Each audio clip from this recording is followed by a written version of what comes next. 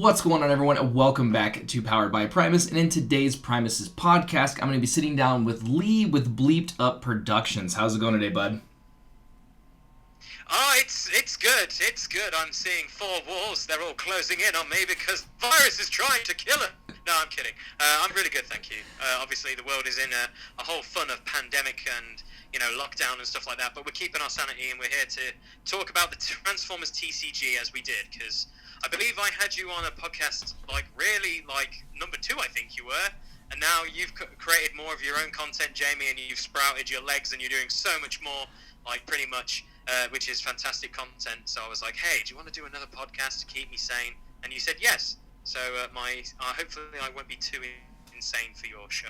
No, you'll be absolutely perfect. The benefit to our situation in the world is that it allows us to do some of these collabs that we normally wouldn't have time to because of work and stuff like that. So I will admit, in the small amount of happiness that there is there, I do really, really appreciate that. So, and I do appreciate you taking your time, because we are clearly on a different time schedule here. We found that out a few minutes ago. I don't know how to keep track of time whatsoever, so I was late to my own podcast. It's all good. It's all good.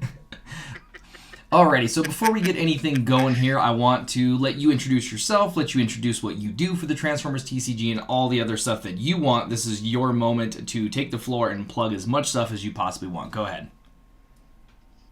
Okay, cool. So I'm Lee Mcalpin. I run a small YouTube channel called Bleeped Up Productions. We do Transformers content, which basically evolves around battle reports or card previews and stuff like that.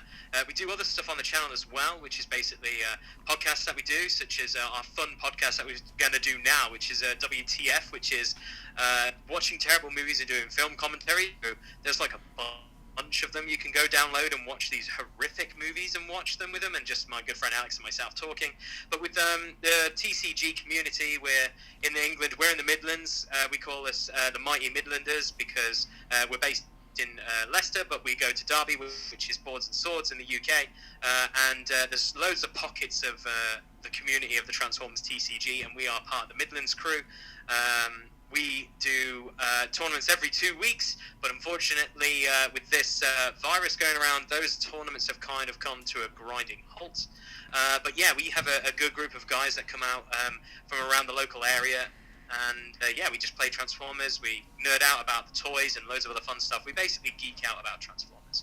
So Bleeped Up Productions is going to be really interesting for the next couple of months, because obviously you can't have any social interaction. So I was just saying to Jamie off the podcast that my hard drive got corrupted and I lost 6 months' worth of lovely content from my channel, which involved Transformers, film reviews. There's loads of other fun stuff that we do on our channel. So now we're twiddling our thumbs going, cool, Wave 5's about to drop. Maybe I start saying the stuff that I didn't want to do, like deck profiles and stuff, but that seems to be the way forward at the moment, because Mike is in his house, I'm in my house, Dee's in his house. It's kind of interesting with this whole situation. But yeah, we just do Transformers battle reports and stuff, and we do a podcast called One Shall Stand, One Shall Fall, where we basically talk about everything Transformers related. So obviously our second episode we had Jamie on, and now Jamie's doing his podcast. We had the Wreck and Rule guys, we had Brian on for our first podcast, and then since then we've kind of evolved into our own. We're in the works. This is how horrible it is. We're in the talks with the boys from Blues on Attack to go and do some podcasts with them, travel to them, do some battle reports, do some cross-channel collaborations, which we're still going to do with a podcast, luckily enough, because obviously you don't need to be sitting next to each other to do a podcast. But with games and stuff, we had ideas of just running just going and filming several battle reports and just nerding out and having a great time with Transformers. But this virus has changed everything, but kind of like Wave 5, it's going to breathe. It's going to change the game completely, I believe. Yeah, no, I completely agree with you. I'm really looking forward to Wave 5's release. We were just talking about, like you said, a little bit trying to figure out where we should be doing things currently, because it's we're sitting at home, so now I obviously want to mess around with things, but stuff's going to change. So luckily I'm doing a couple deck profile videos on some stuff that people missed out on and all that good jazz to kind of play catch up in this time period. I have a ton of art pieces on my plate, so I'm trying to get those done and a bunch of other stuff. So being at home is still still nice to be able to, get some time done. But I want to get back out and I want to start slinging some cards again. Yeah, exactly. I have a few ideas. I built a horrible deck, which I absolutely hate playing, but it wrecks face. And I don't enjoy playing it, but it uses a character that everyone said was trash, but in the deck I built, it's phenomenal. Ooh. He's just like the hilarious thing that just, he's the key, shall I say, cog of everything. Now, does this involve the stratagem more guns? No. Oh, Honestly, all okay. it is, I can tell you what it is. It's basically 3 small trucks and Sergeant Cog. That's basically what you run. I have a list that I'm gonna probably do a video on because I have a ton of fun playing it. It wrecks face. Like, I've won games on turn 3 or turn 4. It literally hits that hard. Wow. It's horrible. That sounds. It's not fun. It's not fun. Like, when I build decks, I'm like, I just want to have fun and play casually. When I built this, I didn't realize how much of I've unleashed an absolute monster on the world. Because everyone forgets how, well, let's just say Sergeant Cog isn't great, but when he becomes a weapon, just saying, all those little trucks become even better with his reversibility.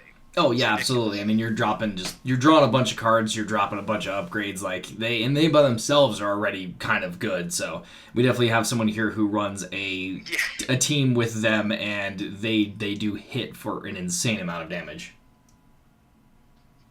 Yeah, it seems really popular. Like, trucks are really popular right now.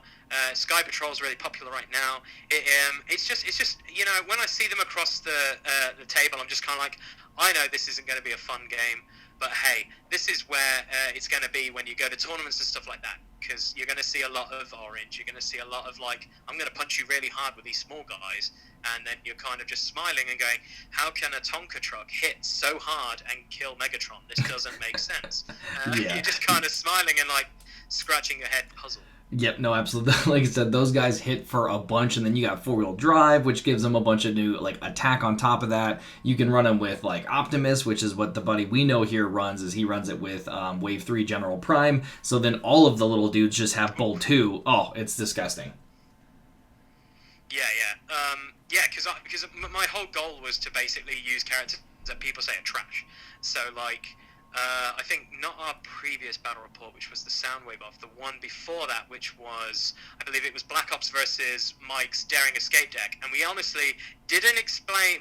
Obviously when we turn up, we don't say, I'm playing this deck first, I'm playing that deck second. We just basically know what we're turning up with, keep quiet, and then as soon as the camera turns on, we're like, wait, it's going to be amazing.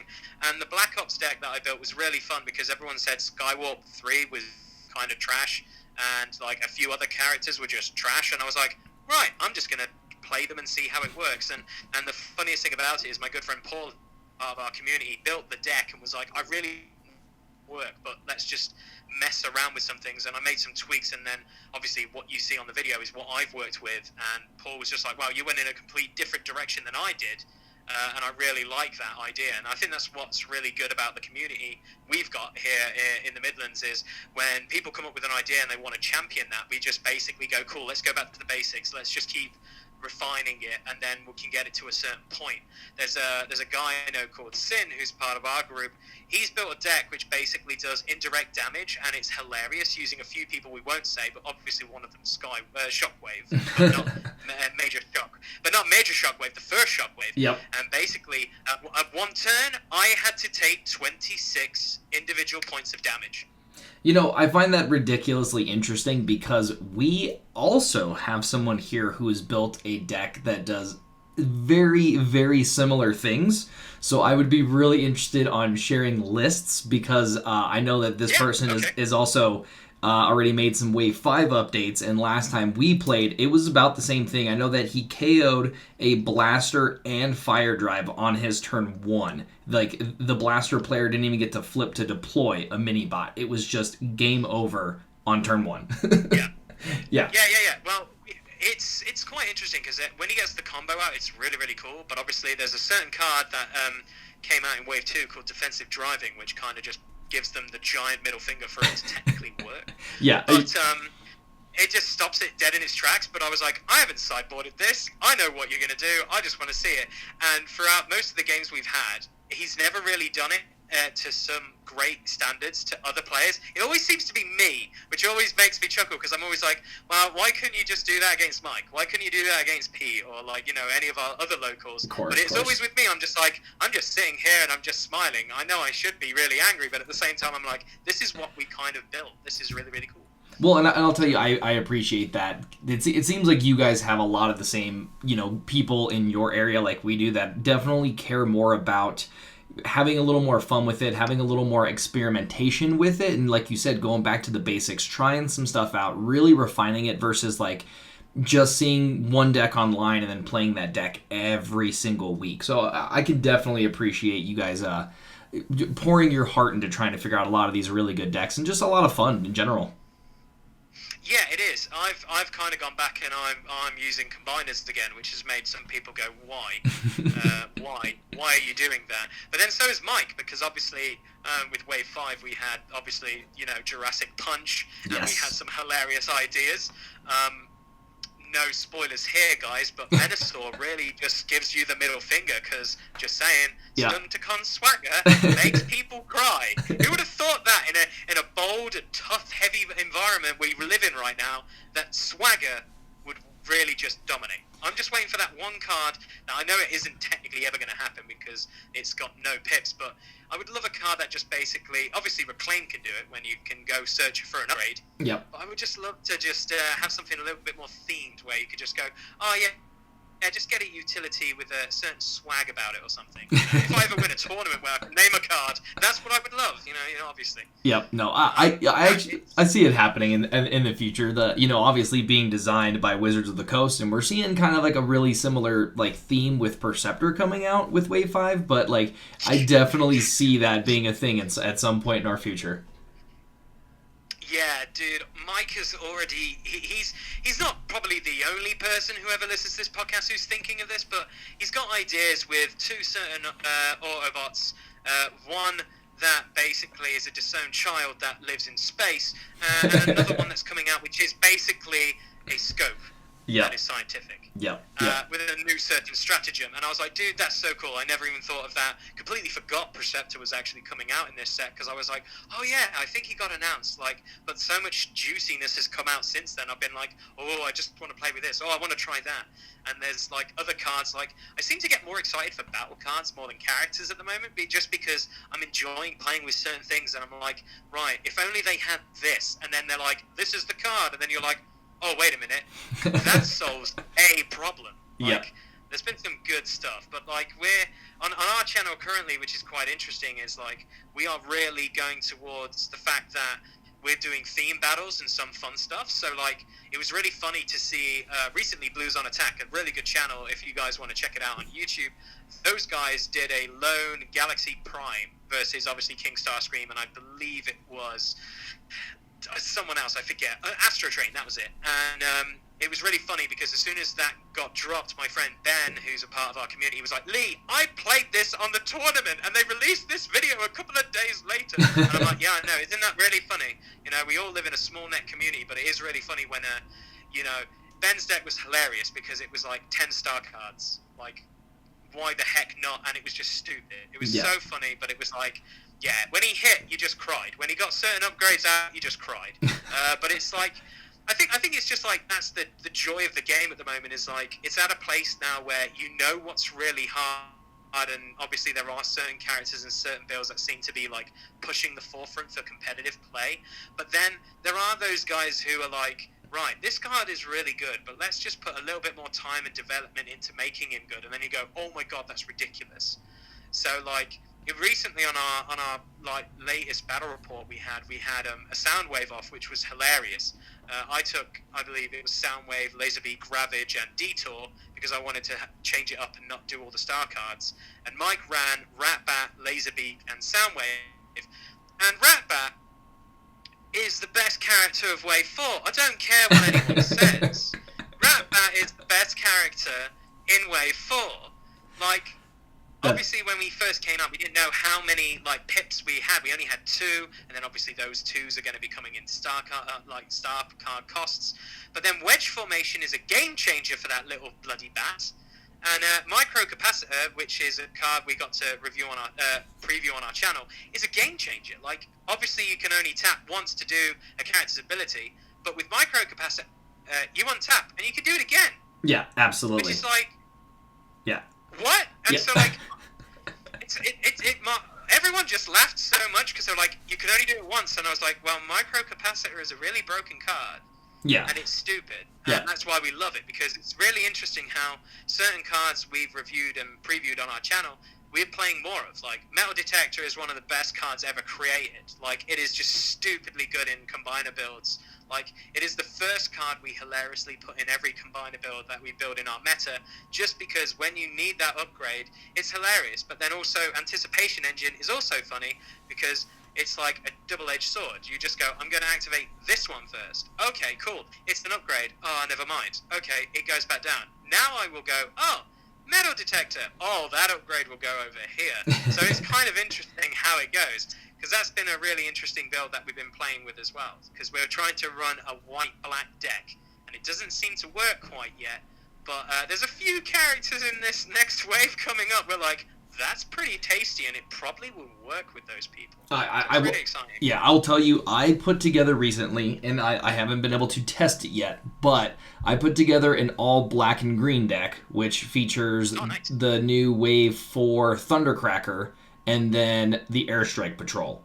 And it's got a lot of really fun stuff in there, and like Plunder as a card itself for triple black battle icon, making your opponent scrap cards, is ridiculously good in there. And then you run same thing, Metal Detectors. Well, now Metal Detectors become Pierce, and then the Airstrike Patrol gets to pick up 2 attack on top of it. So like, you're not losing damage by any means, and it is a straight black and green deck. Like I said, haven't gotten any testing yet with it, but I'm very excited to throw it down. That's super cool. Like, this is the whole idea. I realize, like, it's really funny with some of our battle reports we do. Like, some people are like, I can't believe you misplayed this. I can't believe you did that. And sometimes we're just kind of like, yeah, that's why we say at the beginning, we make mistakes so you don't have to, because we're idiots and we're humans and we always make mistakes. But it's really funny as well when you look back on some of the stuff you create and then you go like, oh man, how did I build that deck? Oh my gosh, wait a minute, I put it up on YouTube. Yeah, I did. Okay, cool. I'm going to watch the battle report. Okay, I put that in. Okay, I do it. So now we have like a holy grail Bible that's next to me of all the decks I've ever built, because I'm like, if I get 3 copies of a card, that's it, and then the rest go in the trade, so I can just basically help out getting other cards that I want, or if other players are like, I really want to run this, so let's go with this, and let's see how it works. So, yeah. Absolutely love it. Yeah, I mean, the other really cool part, too, is that, like, you learn a lot from going back and watching your own stuff. You know, I go back and rewatch a lot of my videos, and I'll be like, oh, I totally messed up this play here, or I'll be like, oh, hey, I didn't even notice this interaction. I'll watch someone else play something, and I'm like, wow, that's really cool. Wait, let me actually go build a deck around that new mechanic that I didn't see, and then it ends up evolving into something completely different. So, I mean, there's definitely a lot of benefits of just even watching every person's content. Like, go watch every single video you come across, because you will still get something out of every video. Yeah, I 100% agree, and I think we're all like, as content creators, we're all like championing one another. It was always funny, like whenever I had my first interview with Brian, he was like, I know all we do is sit around and play multiple games, Lee, but like, it's funny how you always put production more than gameplay, more than anything. And I was like, well, for me, it's like, I love the channels we have. We have you, obviously, Jamie. We have Wreck and Rule. We have Blues on Attack. And those guys, you guys just pump out games, which is great, and you get to see it. But for me, when I approached the whole content idea, was like, what if someone has never played Transformers before and they wanted to know what the card does, but also the attack damage and values and the defending and stuff like that, and explaining it, then adding our own spin twist and stuff. So obviously, if you've watched our battle reports, especially the Soundwave one, we had a ton of fun just shoving in loads of clips of Soundwave and all the cassettes doing stuff. That is a really good one. And then, obviously, our favourite quote, if he dies, from Rocky IV, which is just always there. But it's really fun just putting those little bits on. Like, it's really fun. Recently, obviously, Wreck and Rule have their new competition out with Sideswipe, which I've gone hugely themed with, because there's only one real way how to build Sideswipe, I believe, and it's really boring. And it's quite prevalent in the meta. It's just obviously trucks and him, so right. But I'm doing it a little bit themed. So obviously I'm gonna have to have Sunstreaker because obviously Sunstreaker's his boy, and I'm going a different, interesting, weird route, which is different because probably by the time obviously the competition is going on, we're going to be on the cusp of Wave 5, so I'm going to be probably putting in a couple of Wave 5 cards as well, just changing it up, so you guys can look forward to that on a video coming like later this week, because obviously the competition will end. But yep. it's really cool, like taking characters that are, like people say are just poop and then make them great. Like, it's really interesting. Really, really interesting. Well, the one thing I love about that competition that they do, and a huge shout out to you guys for doing that, is it also makes you have to spend more time with these characters, like you said, that people just immediately write off as trash, right? They're like, oh, well, this card just seems bad, and then it just goes in the binder and collects dust for just X amount of time. But these competitions are designed to try to bring those characters back to light, try to find some really fun things, try to find some competitive stuff, and really just make you put down your Galaxy Prime for 10 minutes and go work on something different. I completely agree, and that's why I think Wave 5 is really cool. Like, with the whole stratagem idea is really cool. Like, we all know in the community, Cup is trash, and it's really sad. It's really, really sad. It always is the bottom of every joke. But the new stratagem actually makes him playable, which is kind of interesting. Yep. So, with our idea between Mike and me, with the whole idea we want to go do more themed battle reports and stuff, we were jokingly going, okay, what themes are we going to do? And I was like, well, I'm waiting for one character, and he's out now. Braun is coming out in Wave 5. I'm super excited to play him, but I can now play the Autobots that get killed on the ship at the beginning of the movie. So I'm excited. That list is just stupid and fun. But it's very themed because everyone's like, this doesn't make any sense. I'm like, if they die, because they do die, spoilers, kids. Right. It's going to be really fun to do. Like, it's going to be Prowl, Ironhide, Brawn, and Ratchet. I don't know if all the points allow me to play that, but that's the idea behind it, and it was really, really funny. So then the idea behind that is, okay, cool, so who kills them? Okay, we have one of the Constructicons. I think it's Scavenger. Yes. Or Scrapper. Yeah, Scavenger, yep. Megatron, and Starscream. Those three against these mugs and just have a what-if scenario because, yeah, kids, if you remember that when you were a kid, your eyes went a little bit red when someone said such heroic nonsense because you either cheered or you cried because a certain red guy is no longer being around anymore. Yeah, no, absolutely. It's definitely a turning point in my life. Yeah, I know. But that's the thing I think with this game is you could go the awesome competitive route, which all card games do. Don't get us wrong, Magic and everything else does like that route. Or you can go the fun, stupid route, which is kind of like what I do, which is kind of bad because it's really interesting because like YouTube has given us a platform to like promote this game, and everyone's like, there's a lot of people out there that do really good content, that do really good competitive decks. And then sometimes I've played with those decks and I'm just like, I don't know how my opponent feels about this because this is rough, like really, really horrible. Like, Jamie, I believe you built an orange tanks deck. Yes. And I said, right, Mike, I've got Lord Megatron. I got him in my box when I got my first ever boosters for Wave 4, and was like, I'm going to play Jamie's deck. I played one round, and then I was like, this needs to be abolished, because this is horrible. This is not fun.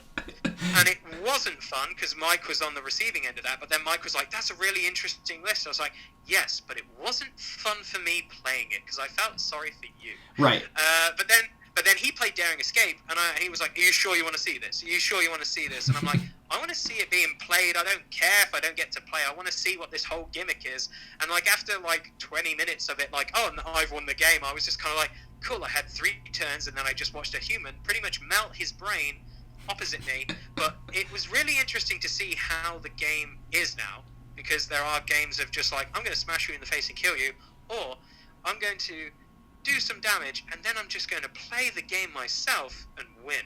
It's really interesting. Yeah, so I don't know where they can go that way. Yeah, and there's lots of new stuff coming out with Wave 5 here that's going to allow more combo style stuff, more aggressive style stuff, but it's definitely one thing that I try to do with most of my deck profile videos when I talk about them is like explain like where that deck sits, because it's like hey, this is more of a casual fun thing. Bring this to your casual fun games. Don't take it to competitive because you'll just get, your face melted. Or I'll be like, hey, this deck is ridiculously good. Don't take it to your, your casual games because everyone's going to hate you. There's definitely a line in the sand, and some of these decks do find themselves on one side or the other. Yeah, and that's what I'm doing with my Sideswipe entry to into the competition. Is like, it might not win you games, but you'll have a hell of a lot of fun because it's so themed. It's ridiculous. Yeah, and that's what I want to do. So. Yeah, that's pretty funny. Yeah, we have someone here also, Wes, who put in for the Windblade Challenge, I believe, as well. But he's doing the same thing, and I know that he said that Sunstreaker will be in his list as well. But he went into a huge lore bit the other day talking about it, like how they're Spark Brothers, all this other stuff, and I was like, all right, man, that's one thing I bow down to you guys in, is when it comes to lore. I know a good amount, but I definitely cannot go down that rabbit hole. You guys know far, far more than I do. Yeah, and that's the joy of Barmate D, who's on our channel as well. He is like an encyclopedia of knowledge. I will never doubt him ever when it comes to knowing lore or anything, because I'm like, that's not true. And then literally like a day later, he's like, it's this issue. This is what it was. If you don't trust me, Wikipedia it. And I'm like, okay, yeah, I'm just gonna be quiet whenever I challenge you ever. Yep, I do the like the Highlander of Transformers. Yep, honestly. yep. Do the same thing, especially talking like even with Matt Smith from Wizards of the Coast when he starts talking about a lot of stuff, and he again is another one of those encyclopedias, and I'm just like, the amount of knowledge that you guys just have sitting on the top of your brain is absolutely amazing. Amazing. But that's the best thing, because it's like, that's their passion. Yep. And that's amazing. Like, you give me NHL or like the NFL, I will talk your head off, and it will be the most either amazing concept because you're like a Brit who knows about American sports. This is stupid. Or you go like, you give me something that I haven't got a clue about, and then I'm just like, sure, I'm just going to sit back and I'm going to soak this in and also give you, my 2 cents on things. That's pretty funny. So since we're chatting about Wave 5, if you could choose one character or one battle card that you're most excited for, what would that be? So, I can't, but I will. Because there's so many I'm excited for. Right, characters. So, this is so hard. Like I said, there's like... If you want to choose a battle card, you're more than welcome to choose a battle card or a stratagem. Give me... I already got... I know. Okay. I know the battle card because it's broken as balls. It's... I don't know. We've been testing with some of the new cards, and Belligerence is bonkers good. Belligerence is insane. Belligerence is possibly the card of the set so far. We've still got cards to come out with, but Belligerence, holy cow! Yeah, that card is just incredible. In my blue Predaking deck, my blue Predaking deck loves this card, wants to marry this card. It's just ridiculous. Like. The ability of turning your blue pips into basically orange pips while you're attacking is stupid. And if you're listening and you know what Predaking does, if you tool him up the correct way and I've built in blue, this card's an auto include because it's just basically going to go, okay, I'm going to flip all this blue, which is then becoming orange, which then is with all these weapons. Oh god, this is horrible. It's fantastic. Yeah. And it's really, really cool with like other builds because like we've tried. I know you've done it as well, like Devastator. Yeah. Like, Devastator's one of those characters where you either go all in or defensive, and if you go in between, you're a madman. Because it's a bit interesting, because it doesn't seem to work. He's a guy, I think, that's going to benefit again from this set, because there's other cards that I haven't mentioned yet that are in this set, which is really interesting, because I didn't read it properly, and then when I did, I was like, ooh, that's a tasty card. Kind of put Constructicon on it. That's interesting. Yep. But yeah, Belligerence is just bonkers. Like, I really think that card scares the crap out of me. Like, how we either go all orange or all blue at the moment. That card in an all blue deck and that hits really hard is ridiculous. But yeah, that's my battle card at the moment. There's loads of others that I absolutely love and adore. But yeah, if I had to pick one. Yeah, Belligerence is going to be one of those staple cards, I believe, because blue always tends to be the reigning king at the end of a wave because people usually figure it out. Most of the time it's blue that's on top. And then like even in the blue versus blue matchup, belligerence now just gives you plus damage and your opponent loses defense. So it's really good in that situation. Then even in the orange matchup where you're like 1 or 2 attack points down, belligerence now just gives you those points back. So like that card will be king of battle cards for quite a while, if not the entire duration of Wave 5. It is ridiculously good. Yeah.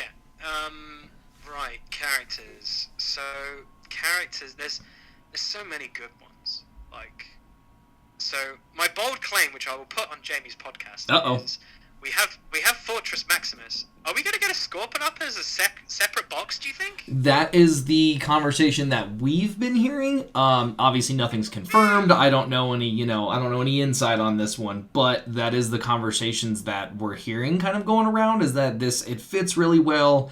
It should be what we're all expecting, or it'll be the boxed Titan that comes with Wave 6. If we don't see anything as a standalone, we will see it there. So I'm hoping for it. I'm hoping for it. Yeah. Okay. So I've realized I've been going the Decepticon route for a long time, and I've been like going back and forth to Autobots and stuff. But one of the characters I'm looking forward to in the latest wave is Windsweeper. Now, Yes. Windsweeper for me is really interesting. Really, really interesting, because I built a really stupidly fun deck which basically was Starscream bouncing off stuff off the little baby planes to kill your opponent outside of things. It's on our channel. You can go watch it. It's a battle report. I forget what it is, but it's stupid. It's a really fun, interesting deck. And I was like, if I would build that deck again, my sideboard character still kind of works because it'll be Windsweeper with a few changes. Like, I think Mike and me have always said, and in our interview we had with Drew ages ago, we made the joke of going, why is like start your engines so prevalent? Why aren't planes got something really, really cool? And obviously there's other plane cards and there's other stuff like that because they play differently. But the ability with him of like, moving damage off him and other planes and stuff is just really interesting because you're like, this is not indirect damage. There's cards that stops this, but no cards that go, oh yeah, you could just put damage on him and that's it. You're done. Yeah, and that's really interesting. And I'm instantly going to be picking up that character as a team member that I want to start playing with, and I'm going to immediately be putting him with Slipstream to also move damage. And then it still, I think, leaves like 7 stars left over for another plane character. And that is my whole goal, is I want to just try to KO my opponent by moving damage. I don't even want to hit him for attack damage. I want to just KO all from moving damage. Yeah, exactly. And even though we had a card called Special Delivery in the last wave that we previewed, and we were like, it looks really cool, but we don't understand, that fits in perfectly with him, moving 1 damage from your character to someone else. Yep. It just seems that there's certain cards that kind of are like, I don't understand why they're in this wave, but now we've kind of hilariously said it multiple times on our channel and probably on other channels and yourselves, Jamie, is there's reasons why they're releasing cards in previous waves and later waves because they work with other things that are coming out with. So yeah, don't just jump on them just because they're trash right away. Well, it's also one thing that I try to tell a bunch of people is revisit older stuff. Like, just because, like you said, a card is bad when it gets released, it will eventually get support. Characters that, like, even like Battlefield Legend, you're like, oh, he's so good when he came out. He will constantly get better, whereas some of these other characters, like even Wave 1 Cup now with this new stratagem, like, we were talking on a podcast yesterday that we actually started recording, was that one of our teammates found a way to be able to deal 19 damage with the new Cup and then swing 4 times, 5 times, 6 times, however many it takes to KO your opponent. So, like, revisiting these things is really a good idea. I would love to see that in play. Yeah. It's our goal to be able to get it on a video. Now it's obviously in the magical Christmas land, but yeah, we can get we can get Cup up to 19 damage, and then obviously, like his stratagem says, if you KO an enemy, you get to untap them. So all you do is just KO your opponent's entire team in one swing. It's true. I think as well, just like with Wave 5, there's a lot of characters that we've been wanting to have for ages. Like, we've wanted Gears, we've wanted Brawn. The one that I completely forgot about was Windcharger. Yeah. Because I was like, oh, who the heck is that other guy? He never talks, but he looks exactly like all the rest. And yeah, Wind Charge is a pretty interesting one. There's just loads of cool characters now that the Autobots are finally getting out, and we're kind of like, ooh, that's exciting. And like we were all like worried, like how the heck is Headmasters going to work?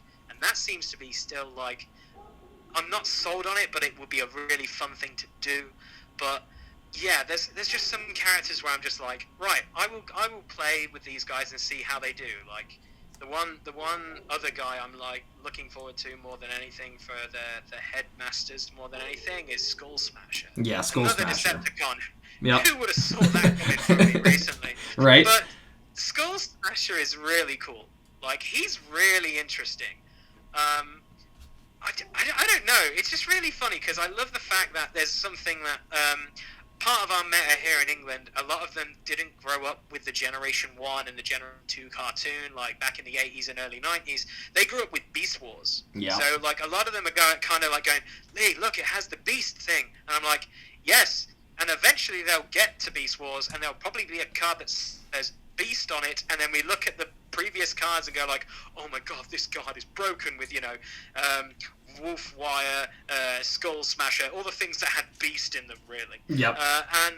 But he's really cool. I really like his ability. I think he's very obviously just obviously attacking Autobots is really interesting because it seems that Pierce is a thing. It's come back quite strong recently in our groups and in tournaments and stuff. Like, I've got all the blue, I can do this, and I'm like, yeah, but that Pierce is still coming through. Yep, absolutely. But just the fact that you can, do 1 damage to stuff that is, fewer stars than them, and obviously the downside is if I'm going against something that's really, really big, I'm going to take a point of damage because that's the thing. But at the same time, I really like the ability because it just feels so themed for him because he's not exactly the smartest robot. Right. Yeah, no, it is definitely like just a run in there blind and see how it goes kind of a gig. It's true. Yeah. Okay, so for me then, what's yours, Jimmy? What are you looking forward to? If we had to pick one, because I'm going to just keep on talking about other cards. So, right. What battle card? What battle card has got you licking your chops? Should we say? Man, I really want Jurassic Punch to do its thing. If I was going to pick, I know it's not a battle card, it's a stratagem, but like I really want that to make Volcanicus good again. Like even just to see him on like mid tiers, I would be totally happy as long as we can get something like that. That plane is like flying directly over. And then yeah, it's crazy. I think Belligerence is a really good one. I'm really looking forward to that card, but it's very, very meta. So if I was going to go a little more casual of a card, I know I really like the Concealed Contrails, I think it's what it's called, but it's the secret action that whenever you flip a black battle icon on defense, it becomes a blue battle icon card. So, or essentially just gives defense for black pips. So it's one thing that I'm really excited about, and it really fits in instantly with that Thundercracker deck I was talking about. Like, now I get to flip all these blacks on defense, but now I've got 5 defense. Like, I think that card is going to be ridiculously good. I know that in our first podcast that we talked about, I was talking about how blue-black was going to be a very, very good thing coming up, and now with Wave 5, we're going to totally be there. Blue-black decks are going to be really strong, whether it's planes, whether it's tanks, whatever kind of jank people are going to come up with. It is going to have a lot of those colors in there. I agree. That's a really good card. Yeah. I like the secret actions. I think secret actions are really cool because I think they just keep you on the toes. There's certain builds where you're kind of like, okay, so is this sabotaged armaments? Is this the hidden fortification? Or, is this, hijack if you're going against the daring escape kind of guys? But I think with the constant release of secret actions, it's going to catch a lot of people off guard, especially with your sideboard. I think, like, secret actions, we all knew that it was eventually going to be like, I wonder if it will stop everything. And there are, you've got, like, certain cards just, you're like, I don't know if it works, but in certain matchups, you're like, that's a sideboard just because I know if I go into that game, I've got it in my sideboard. Yeah, it's finally time for me to dust off Wave 3 Skywarp, who allows you to go through your scrap pile and get 2 different secret actions, different names, and I want to just build a secret action deck. Yep. I'm just going to tell you now, he's freaking cool. Go watch my battle report, guys. Mike realizes how amazing Skywarp is. Yep. But I don't know. I think obviously secret actions is a thing. I think my favorite one that has come out is Backfire. Again, very Decepticon related, but it's so good seeing like Galaxy Prime come and smash you, and then explode because he has like 27 million upgrades on him before he even attacks you. Yeah. So it's great. Yeah. But there's just so many other interesting like things they can go with the secret actions. But obviously each set we've had so far, they've addressed them. So obviously we had the one with Ravage on the front, which stops orange cards. Yep. Or blue cards, sorry. Blue cards. And then we had Signal Jammer, which was the orange cards. We've got one now that just stops white. Yep. I do not remember the name of that one, but Arbitrary Hero spoiled that one, I believe, yesterday? 2 days ago? Yeah, I think so. Something like that. Yeah, something like that. They're coming thick and heavy. I've not received my spoilers, Wizards. Just saying is all. I would love some spoilers. Uh-oh. But I can understand. I know, not throwing them under the bus because I love their games. Right. But it's really interesting because obviously they're going to eventually have the set of cards which basically stops every individual color. Yes. Yep. But for us as a gaming community, it's kind of interesting because if they are introducing stratagems and stuff like this to change characters to bring them back to the fold, will there be ever rotation? I know when we talked about it when we had our Energon Open here in the UK, Drew did talk about having rotation of certain cards eventually, probably. So we were all looking at going, okay, so how can this work with other characters and stuff? So I've gone back to recently my boy Metroplex and completely redone him. Yeah. Different to where I finished in the tournament. Because I believe it was myself and one of the guys from City Speakers. I think it was Mark. Mark got 10th, I think. Yeah. Or he placed high, and then I got 13th. And we both were playing Metroplex. So we caught a lot of people off guard. And obviously, if they do rotation, we'll say goodbye to a few really nice cards. But with obviously certain other cards that are coming out now, they're kind of replacing those old cards. So it's just reimagining and rethinking your deck ideas for using older characters. Yeah, I don't think rotation's anywhere in the near future, which is really nice, especially with these stratagems. Like, it's the one thing I was talking to Matt Smith about was this allows them to go back and edit characters without having to tell people, oh, we'll just throw that one away, we're going to nerf it, we're just going to print a new one and have it be differently. Like, this allows them to change it, and then it also has the restriction of star count to it. So you're not just go, oh, well, I can instantly change my entire team if I want. Like, you still have to try to fit the stars in there. So it really lets you kind of revisit these characters and reimagine them. And then obviously you don't want to print a stratagem and then that card hits rotation. Well, now you have an active stratagem, but you have a dead character. So I would imagine that we're probably going to find ourselves either with a ban list in the future to ban some of these characters that, you know, stick around in the meta for way too long and all this other stuff. And then there probably won't be a rotation for quite a while. I'm really hoping that there isn't a rotation just because, like, there's nothing more frustrating than being like, oh, you know who'd be really good in this deck? Oh, this character that like expired 2 years ago, and I just can't play it unless you're playing casually at home. And I think that removes a lot of the fun of like this game being so easy for collectors to be able to collect and buy and put together and play casual and trade. If you start to limit a lot of that stuff, you kind of definitely lose a lot of the flair.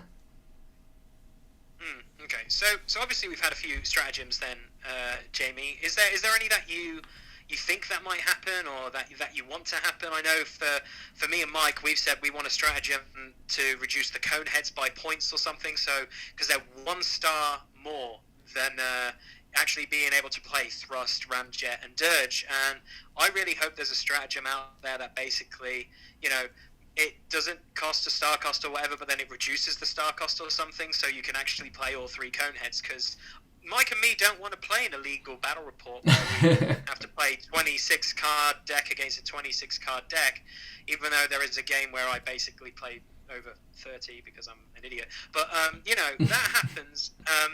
But we want, I really want something like that. So it's very themed because like Ramjet, that's really cool, but he's blank on both sides. But maybe a points decrease so we can get all of them playing. Is there anything that you could see, like characters that might benefit from having a stratagem or anything like that?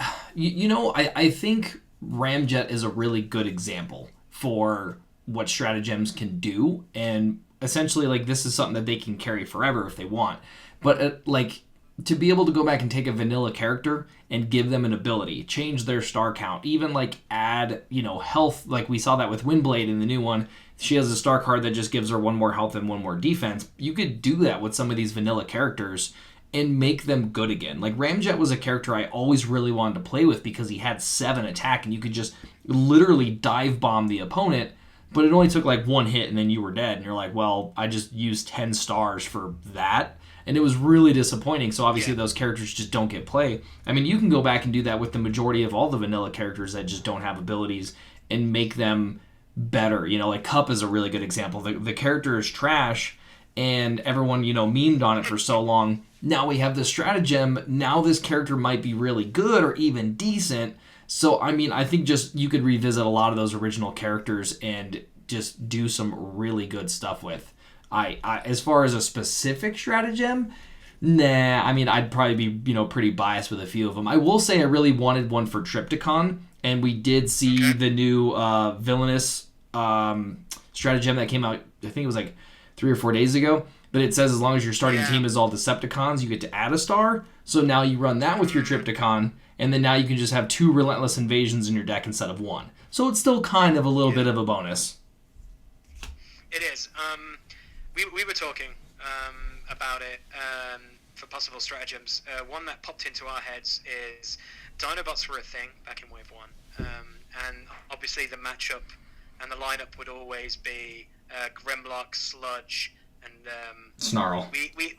And Snarl. So we were thinking about like could they reduce the star cost for Slug so you could actually swap Slug in or even do Swoop and go a different route, because his stats for Wave 1 are ridiculous. 3 Absolutely. attack, 13 health, 3 defense. It's he's blank on both sides, but then obviously he loses all that defense when he attacks. But like having him, like honestly, when you think of dinosaurs, you don't really think, I really want a Brachiosaurus to be our friend. No, you think of a Triceratops every single day. Absolutely. You want a T-Rex, a Triceratops, and a Stegosaurus working together. That's right. That's right. So Wizards, if you are listening, we would appreciate something for Slug to be allowed to play with the king of all Dinobots, please. We want him. Because I've been looking at running Grimlock, because obviously in our battle reports we're trying to go in the theme route, and I've been looking at Grimlock and Hot Rod and Terrible Cup because of the whole Arena of Death with the Quintessons. Okay.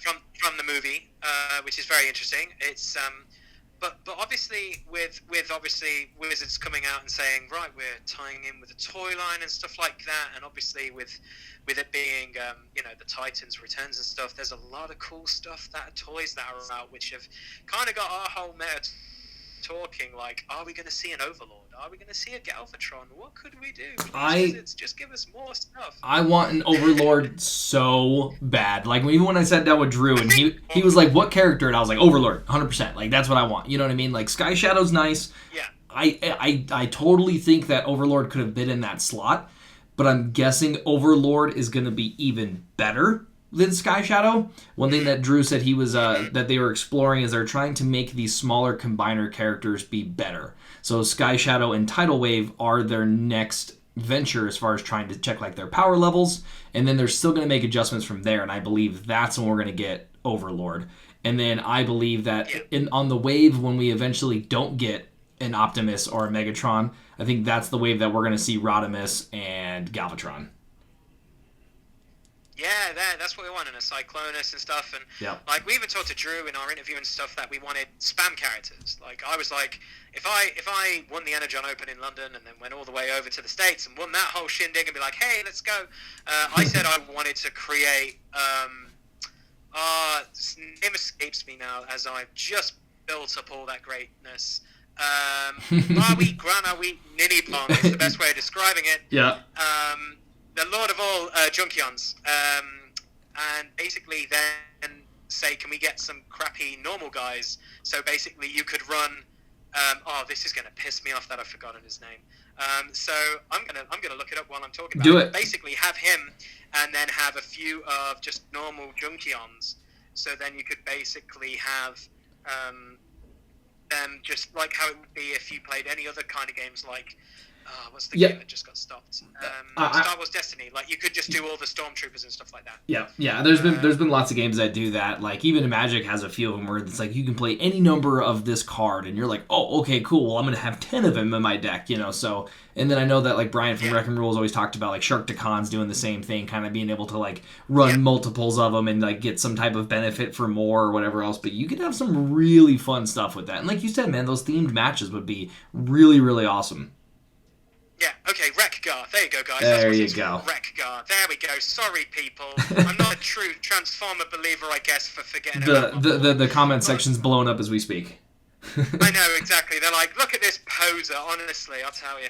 No, but it'd be really cool to have that kind of thing, because we want to have that, because obviously with Earthrise, with the toys that are coming out, because obviously you've just dropped a video of Astro Train, which I was tempted to pick up, and that model looks absolutely sick. Yeah. I was like, come on, you've got to have some of these cool other guys, because I think having the Quintessons, because obviously there is going to be a Quintesson and Earth Rises because of obviously the artwork we've seen. Yep. It'll be really interesting whenever they drop. Obviously, we'll be like, okay, that's really cool, because I don't know how they'll work, because they have like, I think it's like 4 or 5 different faces, so that'll be really interesting to see how that mechanic might work. But like, who would have thought like how they were going to do combiners? We all had no idea how that was going to work, and then when they did it, we were like, oh my gosh, that's really cool and different. Yeah, that's the one thing that I love is like being able to see how a lot of these things, even like for Titan Masters, like Headmasters, right? I had no idea that this was the route that they would have gone to been able to do it. And like you said, I mean, Quintessons or even like Six Gun at some point to be able to have like a 6-sided card, they will eventually figure it out. How they're going to do that? They will figure it How out. they're going to do that? No, I have faith in them. When Six Gun comes out, we'll all lose our minds. Yeah. We'll all lose our minds. Yep. Like, I think one of the cards, because I was excited when one of the cards, it's one of them, I believe it was at a toy convention or a Comic Con or whatever it was, I could get it wrong. There was a card called Junk Cannon, which basically was an orange pip, and it says when you put this on a character, the upgraded character gets +2 attack. The first thing I thought was like, okay, they're teasing us. He looks like he's already on the planet Junkion and he's running around with a junk cannon. At some point, they're going to happen. You're like, honestly, this wave has been really exciting for a lot of other people, because obviously a lot of people are excited for the Wreckers finally coming into the fray. Yes. So, will we get the terrorist Decepticon crew? Maybe, but they say this game is based on toys and stuff that happens, and it's kid friendly. They've gone the Wreckers route. If you read Wreckers, your life expectancy isn't that great. Come on. To be honest, if you don't know, the best way of describing it is like Suicide Squad for Autobots. Yep. Absolutely. Basically, if you're signing up for the Wreckers, that's basically what you're doing. Yep. No, I definitely think that we'll get the Decepticon squad as well. I really do. I think it'll be there. I really do. And I just hope that they've done a ridiculously good job of putting the right characters in the right sets. Like, even though I was like, oh man, why are we about to go into wave 3 and I've yet to see a Ratchet? And then we finally got Ratchet, and I'm like, oh, okay. So like they do a good job of putting stuff up. Yep. I was expecting Ratchet Wave 1. That was the craziest thing. Yeah. Yeah. We were. We were excited that certain other characters obviously were introduced as combiners and stuff. So I'm still waiting for a Sunstreaker. Obviously, we got addressed with obviously Hot Rod as his own, who's really, really good. I think he's a very underrated card. I agree. I agree. Saying that. But obviously we want a Sunstreaker. The one thing I really wish they would do, which would be really cool, is obviously in Wave 3 we got Runabout and Run Amok. That was a really cool set to play with. My good friend Ben, who's probably listened to this podcast, here's a shout out to you, Ben. He absolutely loves them because he calls them the Dudley Boys. Obviously wrestling themed. His deck is really, really fun. He's been tweaking that recently. He's been telling me and getting that back out on the table. But that's what we wanted from Sideswipe and Sunstreaker in a way, because to quote the TV series, everyone loves Jet Judo. So we wanted that kind of amazing kind of combo of going back and forth with the cars would be really interesting. So they probably will. If they don't, never mind. And if I'm giving Wizards ideas, that would be great. But it's certain characters we want that are honestly coming out. So like recently in the UK group, I think someone put up an image that there was artwork of Blue Streak. Blue Streaker or Blue Streak, who was on one of the sides of the boxes, and they're like, maybe we're getting a new Blue Streak maybe in the future, because obviously that's going to time with the toys and stuff, and we probably are, like, we're all going to get like different versions of certain Autobots in certain different times, like, there's so many. It's one of the things that I think that's also going to just like really help the not rotating talk, is that like they have so many of these other characters, and we've seen, like, even I think we're on 4 Optimuses or 5 Optimuses at this point. They all play differently. They all have different star costs. Like, they definitely have a different feel to it. So it's really easy for them to go, oh, well, hey, let's just make a new Blue Streak, and then if it ever comes down to it, let's just ban the old Blue Streak and not have to worry about, like, you completely ruining an entire wave of stuff just because you're trying to get like 1 or 2 characters out of the meta for whatever reason. Because usually rotation is designed to keep the meta more fresh, and is designed to make players have to go out and acquire new cards. If you can play with the same cards, there are some people who will play with the exact same deck forever, and obviously you want those people to go out and buy new stuff. So I mean, I can understand it, but like, I definitely think that every character that we have and every character we're gonna eventually see multiple versions of them. Yeah, so I'm gonna be a negative Nancy here Do little it. bit. So there's two cards I hate the artwork for, and that's just because of me. Okay, it's not saying anything on Jamie. I'm gonna tell you now. I discuss about it on an upcoming podcast we're gonna do with Mike and D. But Bludgeon, I don't like the artwork on Bludgeon. Okay. Like, if you look. So the idea to me is Bludgeon has like a skull for a face. Whenever I saw Bludgeon, he looked more like Skeletor. The artwork here just reminds me of Casey from Teenage Mutant Ninja Turtles. It just screams Casey. Fair enough. I'm sorry. That's one negative one, and then the worst. I don't know. I think it's just because it just doesn't make any sense, and it's Fangry. Yeah. Yeah. I'm just gonna let that rest. Yeah. What? That's like what? Yeah. But no, that's just like 2 things. I was like, I'm not so sure. But they're like the most interesting is obviously they have all the artwork in the world to use. Probably. Absolutely. Hasbro. So yep. like, but it's like, really, you could have gone a better Bludgeon. Seriously, people. Yeah. But no, he's interesting. He's a very interesting character. Very interesting character.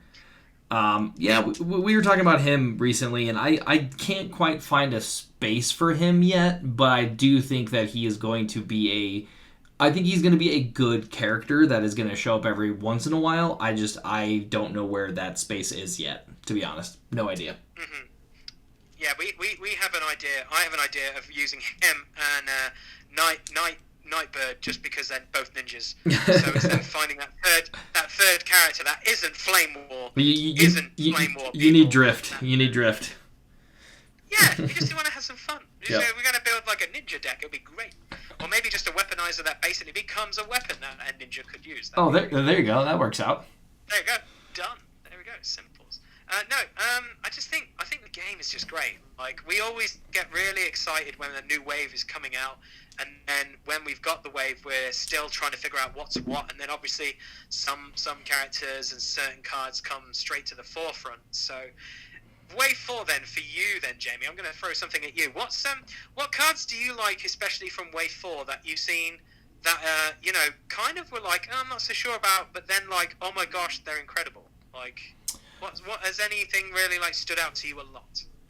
As far as Wave 4 goes, so I will admit Galaxy Prime is one. I knew the character was good. I never put the amount of time into him in the beginning that I should have. But I mean, he was obviously a super rare, so it was like, yeah, I'll eventually get to him. The one that I ended up really spending actually like an insane amount of time with was Lord Meg. Originally, Lord Meg was kind of written off as really bad because of the way like his ability worked with the whole reshuffling process. And so even like I, who was like 100% on, I'm like, oh, orange man, throw it in there, you're gonna hit someone for like 15. And then they're like, nah, it's not the way it works. Like, you're going to hit him for 4 still. And I was like, oh, this is really bad. And then they changed the ruling, and it completely changed the character in general. And then now, like, you can easily just turn sideways to attack, and then your opponent's like, oh, I have to shuffle. And you're like, okay, we'll take 10. And they're like, What? Okay. You know what I mean? So like he was definitely one of those characters that I really really liked after they finally did a bunch of fixing for it. As far as other Wave 4 characters, I'm trying to think, man. I will admit I'm really impressed with Omega Supreme, Captain Omega Supreme. Okay. He definitely was one of those, again, like that combiner. I was like, man, I just don't think that there's a lot here. And then after RJ from Wreck and Rule and after Jason here, started messing around with the character and I play against it, and I'm like, oh, okay, I didn't know like where to even begin with the character. So I think it's a really fun little like blue deck. You get to kind of hunker down a little bit. You get to get a lot of that pierce damage in. And then I recently put an orange version together. And it like can get to like 10 pierce 10 and a pretty basic swing once you get to the big man, and it's just a lot of fun to play. It definitely gets wrecked pretty hard by most things, but it's a really fun deck. Yeah, I think that's a good shout. You did bring up RJ. I remember when they put it out, and I was like, okay, so he's building it blue, and then at certain points when you go, okay, so they're waiting. What? No, I forgot that he does that. So if I'm going against a horrific deck that just goes through its cards quickly. Yeah. Then if you're hitting one of my crappier guys, you then combine and then you have to all the stats. What? Yep. No. Yes, that's okay. Yep. I bet basically his flip ability is to give a good shout out to my friend Mondo, who obviously everyone knows through the Energon Open, who did the general Megatron deck. Yep. He was like, it's just broken. It's just stupid. Like, you can hit and then go, oh no, so I'm now not defense 0 or 1, I'm 3 before I do anything else. And you're like, whoa, what? No, what? Wait, what? Yeah, exactly. You're like, kind of like, why? But yeah, I did watch your video just before we did the thing. I really like the deck idea, Jamie. Very different, obviously, because he seems like a very blue character, to be honest, with all the pierce that's going around. He seems a very, like, he needs to be blue. But you found, like, gone outside the box, and yeah, I'm gonna try your build out. Definitely, probably coming to a battle report maybe in the not too distant future, but it's very different. I would recommend going and checking out. Well, if you obviously listen to this podcast, you know Jamie's content is good, so go check out that video, guys. Well, thank you. Yeah. Like I said, I wanted to explore it differently, and like I put out a poll recently on YouTube when I was like, hey, since we're gonna be home during this time period, right? I was like, what do you guys want to see more? One thing that I really try to do on the channel as best I can is really try to make sure that our subs get what they're wanting out of the game. Like, if, hey, you guys want me to work on more meta, I'll work on more meta. If you guys want me to work on more casual deck profile videos, whatever the case is, because I try to be really broad with everything that we do cover. And then they were like, oh, we want to see deck profile videos, but we want it on stuff that just isn't meta, like those really off the wall places. So I'm like, oh, okay. So it's kind of forced me to have to go and explore some of these other characters that I'm like, oh, I've been wanting to mess around with it. I just haven't taken the time where I'm like, okay, now I have time to actually sit down and put something together. And Omega Supreme was one of those characters that I just was like, oh, let's try him orange and see what happens. And then I'm like, oh, wait, you can do this really cool orange thing. And then after you combine, you play inverted. And then now you're blue again. So it's just really, really fun. It's a good deck. I do enjoy it. It is. Like, I think that's the funniest thing when it comes out with like more battle cards. You look at other stuff from previous waves that are like, I don't understand why that was. Oh god, that card's amazing. Like, how many of us honestly thought, this is an honest question, that defensive driving would be put in your sideboards? Well, who would have thought that? Oh, right, who yeah. Would have thought that? Yeah, never in a million years. I was like, oh, okay. It originally screamed sideboard card, but it never really had any use because you're like, oh, it's 1 damage. I have to play an upgrade to avoid 1 damage. That seems dumb. And then you're like, oh, but now my opponent can do 55 damage in a turn. Okay, now wait, that card's way cooler now. Yep. It would have never made it in one of my decks before. Absolutely. I think that was also one of the other things as well, because Wave 4, obviously we had the boom of going back and looking at other cards to try and get overwhelming advantage off. Yes. Which I believe your tanks deck does extremely well. Just saying is all. But that card is just mad. I absolutely love that, but obviously that's can get stopped now by jam signals and stuff like that. But yeah, like, and then isn't there a card that now is out that basically you can't take more than X amount of damage if you were doing 15 direct or something? Yeah, no, well, so it's a card. I don't remember who. I think Skull Smasher's on the art, but it says if you would take non-attack damage, instead you can deal that non-attack damage to someone else. So if they're like, oh, well, I'm going to overwhelming you for 15, you're like, no, I'm going to overwhelming you for 15. Yeah. Yeah. I'm now gonna. I would just scoop. I wouldn't even continue. I would collect my cards and leave. To go through. So yeah, that's like. Yep. No, what were you gonna say? To go through the effort of having to get all 3 of those upgrades and then to flip that precise of cards, and then my opponent just goes, no, you take 15. I'm 100%. I'm done. There's no play. There's no playing back from that. Yes, that's it. Reflect damage. You are right. Yeah. When if you exactly one of your characters will take non-combat damage from opponent's card, instead do that much non-combat damage to an enemy. Yeah, that sounds horrific. Yeah, that's and it's a green, ladies and gentlemen. Yeah. That's horrific. Yeah. Like I said, I wouldn't even finish my conversation. I would just be like, good game, and get my cards and go home. Yeah.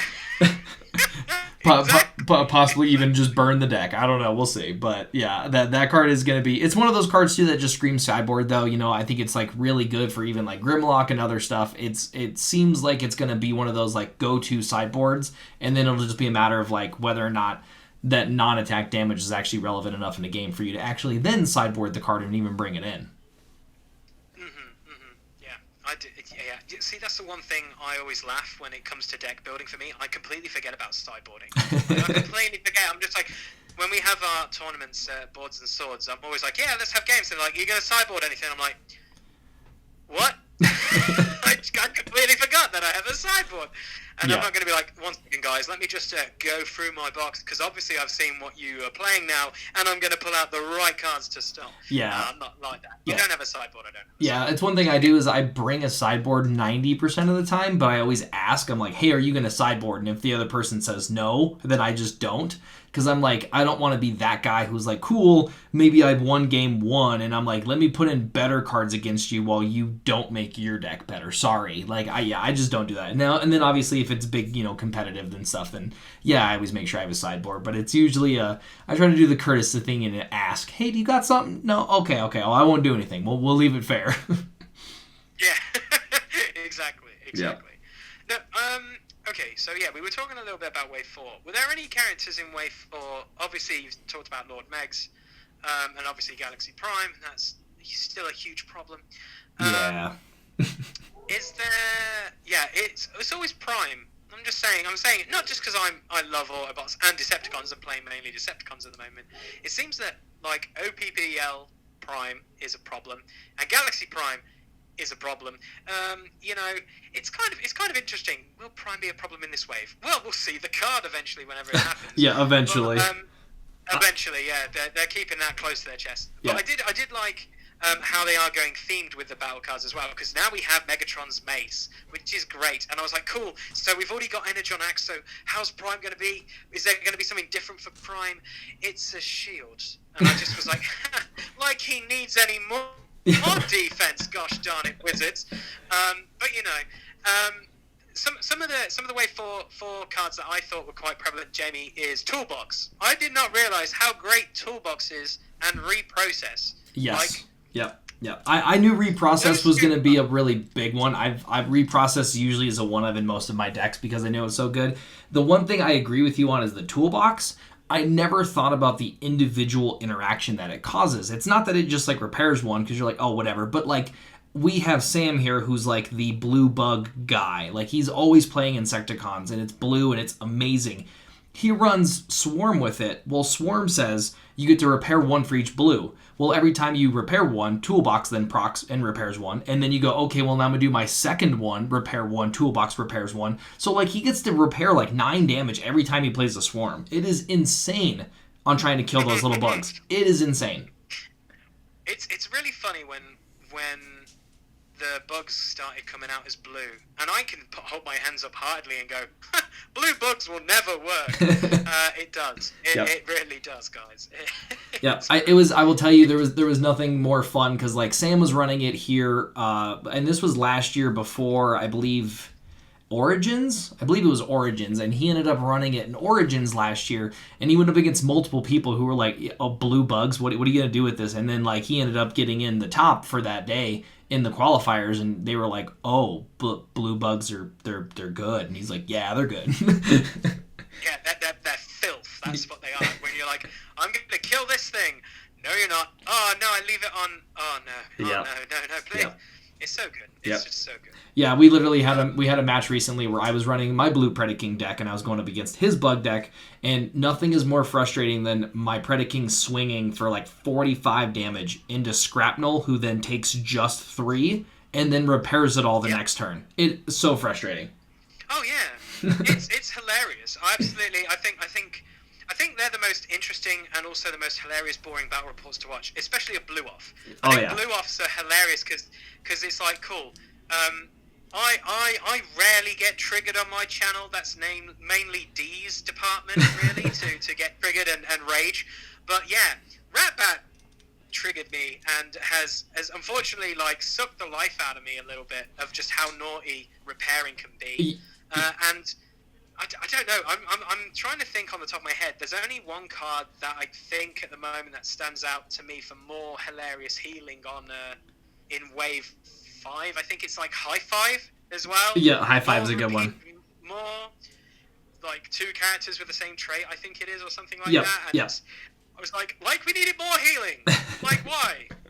Please. I'll tell you, you want to get really frustrated on going up against a Ratbat, or if you want to, bring back that vengeance on someone else.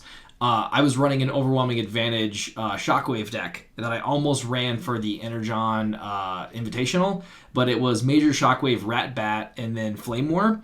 And being able to constantly use Ratbat and like reveal wedge formation off the top to just repair off your Major Shockwave over and over and over. Again, yeah, like you said, it is ridiculous. And then after all that, you're like, okay, cool, I finally got Ratbat off the table, and they're like overwhelming, and you're like, oh, I'm done here. I'm done. I'm out. I'm done. I like you as a person, but how you build decks makes me want to stab you. Yep. Yep. You're like, I don't care anymore. I'm out.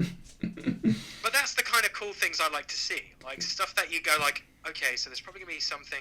When you see certain characters, you're like, okay, it's probably going to be this kind of build and that. And then when it's completely the opposite, you're kind of like, what? What the heck? Where's this come from? Yep. And that's the ones you always seem to take the most joy out of, because you're kind of like, this is so different and unique. I've never seen it before. And I think that's one thing, unfortunately, when it comes to like the competitive play of things. When you go to tournaments, you will see the same unfortunate, boring lists over and over again, and then you're kind of like, where's the originality? So, like, I know for us, well, with the virus happening, I don't know if it's going to happen. I know we're going to be trying to run one in June, but I don't think that's going to happen now because of this virus. We were planning on running another tournament at some point where people would turn up and literally all you had to bring was an Autobot deck and a Decepticon deck, and it's going to be a themed tournament, and it's basically, you walk through the door, you sign up for the tournament and all that stuff, and then effectively, you're in a raffle, and then whatever side you are, you're going to be either going for like the best Decepticon player or the best Autobot player, and basically that's it. And we're basically going to go that route because we wanted to go, man, cross-pollination doesn't work. You never see Prime high-fiving this person, or, Starscream giving thumbs up with, I don't know, Hot Rod or something. You never see that. And that's one of our good friends in our meta, Paul. He's like, I know they're a good combo if so-and-so works with so-and-so, but my heart says, nope, Autobots never trust Decepticons. Just never happens. You can't do it. Exactly. It's just like good old John Cena says in the Bumblebee movie. Are you guys crazy? They have deception in their name. How can we trust them? So good. So good. Yeah, it's so good. So good. It's absolutely true, too. Absolutely true.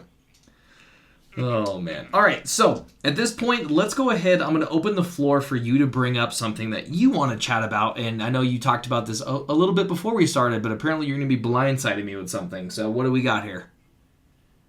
Okay, so no, it's not really a blindsiding question. I think it's kind of like prevalent at the moment. Okay. It's in our meta. In our meta. I don't know how it is in the States or anything like that, but here, Pierce is a real big thing. Like ever since they said, okay, we're going to bring this Pierce new Pip in. There is some cards with Pierce, and it was like kind of cool. And now it's just like, Pierce, Pierce, Pierce. Everyone have a Pierce party. And it just seems to me they're pushing Pierce a lot.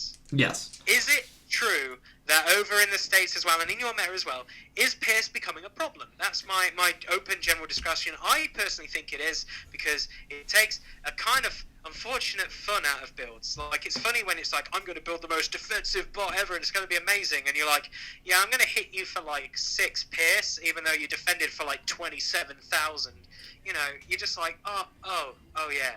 Yeah. So, but then there are cards that have stopped it, obviously with secret actions and stuff like that. But have you seen you think Pierce is becoming a problem? I think Pierce is going to follow the meta. So if you run an orange versus a blue deck, you're about 50-50, right? It's either you have more defense or you have more offense. Either one person's going to win. If you go orange against Pierce, orange is going to beat Pierce because the Pierce just isn't doing enough damage. It's only doing guaranteed damage. And then if you have blue going up against Pierce, Pierce is going to run through blue because, obviously, like you said, you just flip as many defense as you want. Pierce doesn't care. So I think it definitely is I think it's an essential part of the handshake when it comes to these matches. However, I think that there is the potential for an insane amount of Pierce right now. And that is where I agree with you. It's slightly a problem. Like I was saying in the deck profile video I posted earlier today, that Omega Supreme, like I can get him to like 9 Pierce 9. I was even running a Blaster deck, which I'll be showing off here in the next couple of days, where I'm getting Steeljaw to be able to get like 9 Pierce 9. So I don't really care if I'm going up against orange or blue, because I'm just dealing 9 damage. Like, just, you have to take it. And in those aspects, I'd say, yeah, I agree that Pierce is definitely a problem, and that it could get out of hand if not dealt with. But it may just come down to, like, you have to sideboard against it and just hope that you take game 2 and game 3 against it. So I don't know. What I want them to eventually do is to make a character that can battle it. You know, like your opponent can't use Pierce, or when you flip to this mode, like this character on this side just can't take Pierce, period. Do something like that, and I think you'll have a really good balance there. But I think that Pierce is needed. I just think that right now, because it's like the hot topic, that everybody's running it. I'd have to agree with everything you say there, Jay. I think it definitely is a meta thing. I don't know how it is. For us in England, we honestly thought like blue Pierce is going to be a thing, blue-black. At the recent tournament they had in Northampton that Mondo did, Mike was telling me there's nothing but orange. There was so much orange out there again. Like, it's all about those Tonka freaking trucks, yeah, or Galaxy Prime. It's just, it seems to be, you know, it's like you said, I think it honestly is with whatever the meta wants to do. And I think at certain points, obviously with more characters coming out in Wave 5, will probably change again, most probably, because obviously we get new toys to play with and see what works, and obviously we could already tell what cards are already like, oh, I want to put them in there, I want this to go there.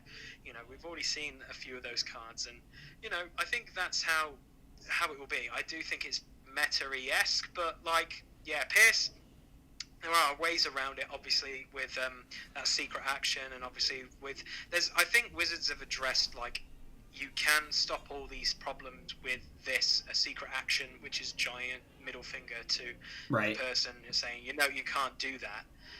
But then the situation then comes, that is putting your sideboard, and then your sideboard then just basically becomes, instead of cards that basically help you as with your deck, it's basically stopping your opponent to help you win.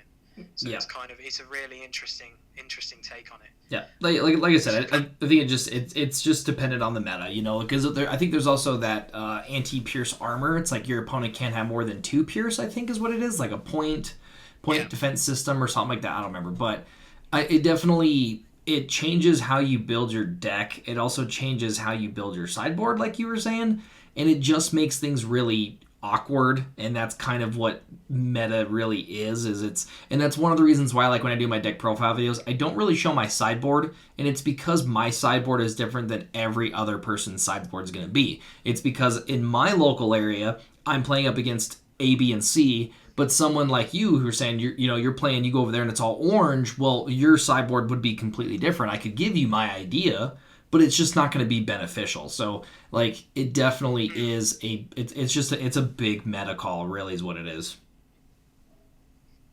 Yeah, I think like you were saying, I think it is point defense system reduces your pierce. I think the secret action is stable cover, which basically gives you no I think pierce. it was something like plus no pierce, but then it's like it gives you a defense bonus. I think it's one. Yeah, it's one defense, and then your opponent doesn't get pierce. Right, that's it. Yeah, there you go. So they've kind of like stopped it a little bit because obviously, we don't want things going too crazy. Yeah.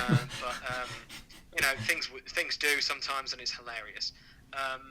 But yeah, I don't know. I think Pierce is over here in England. It just seems to be, like it is very meta, but it also seems to be a thing where it's like, okay, yeah, one Pierce, that one cheeky Pierce will kill me. Yep. Or maybe I'm defending loads. This is great, and then that one flip that the other person has, where it's like, oh, I've got this much Pierce and stuff like that. You're like, oh yeah, that's the thing, because like, was it heavy-handed, and also the bigger they are, they're cards that are like almost sideboard / auto includes in blue decks. I feel like I always seem to go half and half with them, just especially with my builds of Menasor and Predaking, just because it benefits them both in a way, but mainly not with Predaking, just because I kind of have built that to basically everyone transform as quickly as possible to get into the big guy and then just smash face and smile. Yeah, Crude Club alone is by far like one of the greatest things ever for Predaking. There we go. That's a wave 4 card we kind of glanced over, wasn't it? Crude Club. We're like, that seems pretty interesting. Which is actually funny, because I run that in actually a lot of decks, like Captain Jetfire. I run that in Galaxy Prime, Predaking, so... Anything that basically gives you +1 for like all those extra paddings and all the other things you can have, and there's just so many good like interesting cards. Like is it Shoulder Holster? Yep. Shoulder Holster is a ridiculously good card as well. Yep. It's just I don't know. It's just mad. I absolutely love it. Yeah, it's pretty crazy, and we'll get a pretty big pretty big change here with Wave 5. And I was telling it, I don't remember who we were talking to, but in a recent podcast as well, like if competitive play is kind of essentially turned off, given the fact with the virus and stuff like that, you're going to see this really wide range of really fun, completely random crap that's going to get posted all over the place, because people aren't forced to have to immediately jump into like the competitive side. Like we would technically be getting ready for Origins, and I'm still going to be doing a lot of like playtesting for it in case it does go down. But like if it doesn't, then I can put that really competitive deck to the side and go, okay, what kind of fun shenanigans do I want to do first? And we're going to be able to explore a lot more of that versus like when usually a new wave comes out, everyone's all jam-packed for all this meta stuff, and we just kind of start to dive into the meta right off the bat. Yeah, I agree. Yeah.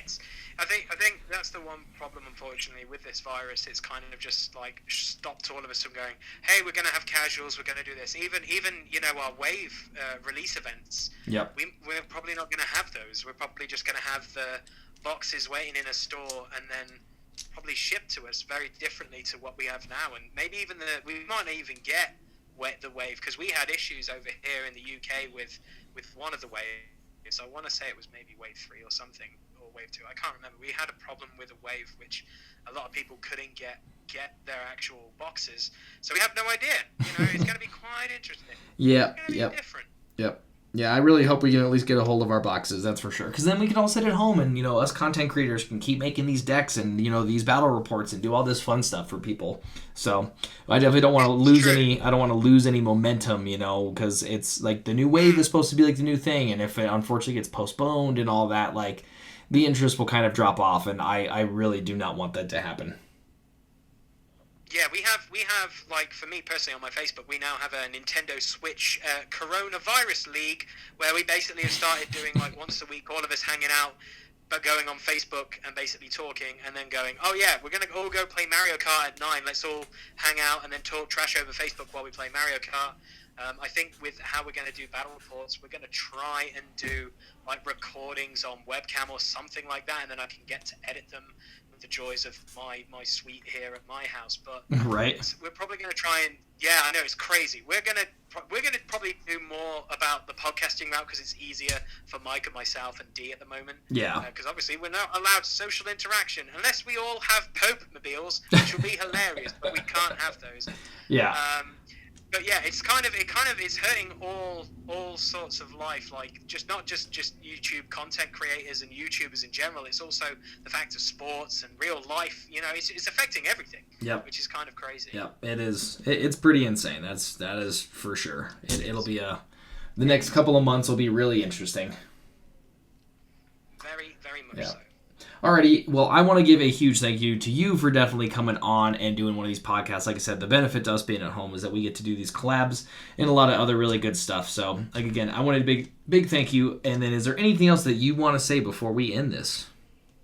No, I think it's kind of nice that we've come full circle. Because just when your channel was starting, I was like, I want Jamie on for a collab on this channel. And we've been wanting to do one for a while, but obviously with the time zone differences, it's kind of unfortunate. But it's kind of been a blessing in disguise to finally, because we've always had the talks on Facebook and and talk stuff about other ideas that we have and stuff like that. And it's been really good to finally, kind of come full circle again and go, oh yeah, you were on a podcast. Let's do a podcast. That'd be cool. Let's do it. And finally have a spice of English on your channel instead of all you Yankees talking about stuff. I completely agree. I completely agree. Yeah, no, the fun part was a lot of people were asking. They're like, "Hey, Jamie, do a podcast. So I was like, all right. But it's a very different world. It really is a very different world trying to figure out how to get the recordings, how to do all the editing, how to try to get guests on. It is a completely different world than something I've ever done. I've done content for a while, but podcasts are just not one of them. And a lot of people just don't know what goes into making some of the content that we do and how much time we spend at a computer just, editing and getting stuff ready for even a 20-minute video. And you're like, I edited that for 2 hours, So I am very happy that we're now set up to be able to do podcasts and stuff like that. And we will definitely be doing far more in the future as well. So, and I would imagine that we are going to have you on here many more times in the future. Oh, for sure. I would absolutely love it. Even if it's a stupid o'clock in the hours, I'm down for talking.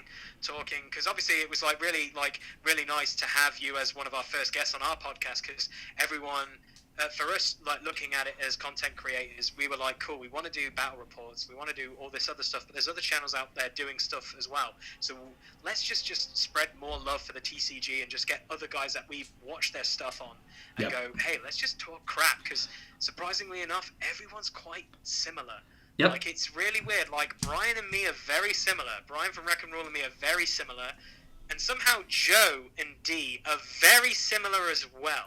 And, it's interesting because I really wanted this year, I wanted to go to Ohio. I wanted to go do the tournament there. I wanted to do Origins. I wanted to go do that. And basically, because I have friends who are in Ohio, I was like, I want to come and do a holiday, but also one weekend, I'm going to go and play cards and hang out with other content creators, film a load of stuff, probably get drunk with them and have a really good time and just talk trash. That's pretty much what I would love to do. But obviously now with this craziness happening, we don't know. Everything's up in the air. But I think with the community as it is at the moment, I think people should not be afraid to ask questions. Just ask about hey, should we do a video together? Can we do this? Can we do that? Because some people might say no, but most of the time, people are actually excited to go, yeah. When I asked Wreck and Rule, I was really worried they were going to be like, oh yeah, those guys have been doing it since wave 1 and we jumped on wave 2. I don't know if it is. And they were like, no, we would love it. We love your stuff. Let's do it. And you're like, oh, cool. Yep. And then asking you, it's exactly the same. And we want to do stuff with Blues on Attack and loads of other stuff that we've got planned in other metas of England want to do and just do all this stuff. But obviously this virus thing is very scary for a lot of people, so we don't know what's going to happen. But we're down for constantly coming on and hanging out with you guys. So whether it be just talking trash about something or just talking about certain ideas, I'm always game for that, Jamie. Yep, I agree. And like anyone else who's listening, you guys want to obviously contact Lee, you guys can do that. I'll put all of his information in the description box. And then all of our podcasts now you can listen to on iTunes and all the other platforms. So you guys will be able to find them as well. And then my door is always open if you guys are listening as well. And you want to do something with me, I'm more than willing to. We're always going to be open. And like Lee said here, we're wanting to always, spread that Transformers love. So the door is always open for it. It's true. I know Jamie's not taking more art commissions, but I know he's working on something. No more art commissions. No more. Yeah, no more art commissions, but he's working something very special for me, and I was like, yes. I got in there first, I think, before people saw all your awesome stuff. Yeah, so I was like, I don't know if he's still doing stuff. yeah, it was really funny, and like it started out with me only getting like one piece, and then it was like someone else was like, oh, what about this? And I'm like, yeah, I'll totally do that, and then I had like 5. I just finished like 2 up a couple of days ago, and then I'm working on yours, and I'm working on a sketch for the Patreons right now, so I'm good on art for now. But it's good because it's been really, like, for me as a content creator, it's been awesome to see how you've evolved as a content creator yourself, because obviously where you started off and where you are now is huge like leaps, because obviously you started off with just your YouTube channel, now you have a website, then you had a store, now you've got Patreon. It's like cool seeing the evolution of all these channels. I need to jump on Patreon, but then the problem is you guys are on like a platform where it's just like we're doing one thing. The problem with me is I just want to get all my stupid creativity out, so I do a lot of stupid stuff. Well, so like I would tell you, but Patreon is a good spot for you to go and do that with, and it's for those who like truly support and want to give, just a little bit more, and then you get to be a little more yourself on them, which is what's really fun about it. So you definitely get to like YouTube, like that unboxing I did yesterday for Astro Train, right? I knew that video would do nothing on YouTube. My community, my subs, they just don't really want to watch that kind of stuff, but I think it's really fun. And I was saying during this time period, we need a little more fun videos. So I was like, I'll put it on there, but like that's the perfect world for like Patreon. That's where that would live, and those people who really do like it would go and then watch it. So you get to be a little more yourself on there and not have to worry so much about the all the behind the scenes stuff, is what I'll say. Yeah, because like for us as content creators, like Jamie's already touched on it, you don't know how much stuff actually goes into it. Like my battle reports, everyone's like, oh man, why can't you do them quicker? I'm like, well, when you've got all the basic graphics done and then all the other bits together, that's already 6 hours before rendering, and then you wait for the render to happen, which is probably going to be like 3 or 4 hours, so there's 10 already. Yeah. And then you go back and watch the stuff and go, cool, let's put a clip in here because that would be really cool to do that. Let's do that and let's do that. But then that's the evolution of your channel. You can start adding more stuff in. So there's stuff that's obviously, if you watch the sound wave off, there's stuff in there that are going to constantly keep on happening, like the face melt. Yeah. Raiders of the Lost Ark and a card coming up on the screen will be a constant thing. Explosions, loads of fun stuff, just because that's exactly how you are when you're in that situation, when you're like, I've got this is going to be great, and then someone goes, well, I'm going to play a piece through Tyranny, and you're like, nah, like, they're the kind of moments you want to get when you want to watch these battle reports. Like, that's the one thing we want to do as well, is have inject that personality that we have, and that's why we go the weird route sometimes with some of our battle reports that make no sense. Or we put out battle reports where we don't even know how to play the game, and we're playing the game completely wrong. Battle report number 1 and 2. But hey, you live and learn. Yep, absolutely. It's always a learning process. Always a learning process. It is always a learning process. Alrighty. Well, I like, again, I appreciate having you on, and it was a fantastic podcast. We'll definitely be doing it again in the future. Oh, thanks, Jamie. Yeah, definitely. It's always fun when we get to talk and just do loads of random cool stuff. I absolutely love it. Agree.